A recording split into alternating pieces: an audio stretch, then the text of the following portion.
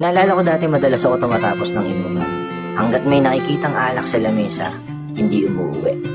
Yung kahit nasusuka ka na, kahit hindi mo na kaya, nandun ka pa rin. Inaantay ko na lang sila na matapos at sabay-sabay kaming aalis. Minsan kapag inaaya ka, kahit hindi ka pwede, napakahirap tumanggi. Kasi yun yung paraan mo ng pakikisama. Gagawa at gagawa ka ng paraan para makasama kasi ayaw mong masabihan na peke ka. Pero di ba parang mas nakakapeke tingnan yung hindi ka naman talaga pwede pero pinipilit mong makisabay. Habang tumatanda tayo, natatagdagan yung responsibilidad. Hindi ka na pwedeng uuwi ng pasuray-suray. Hindi na pwede yung inuumaga ka sa inuman. Kasi may nag-aantay na sa'yo. Yung mga tao nang umaasa sa'yo. Ngayon, nagiinom pa rin naman ako. Pero hindi na katulad ng dati. Kapag may mga nag-aaya sa akin, mas madalas na akong tumanggi. Kapag gusto ko uminom, madalas mag-isa. O kaya dalawa kami ng partner ko, dito lang sa bahay. Pwede naman pala, no? Pwede naman palang tumanggi. Pwede naman pala mag-inom nang hindi ka wasak na wasak. Doon pa rin naman pala yung pakikisama.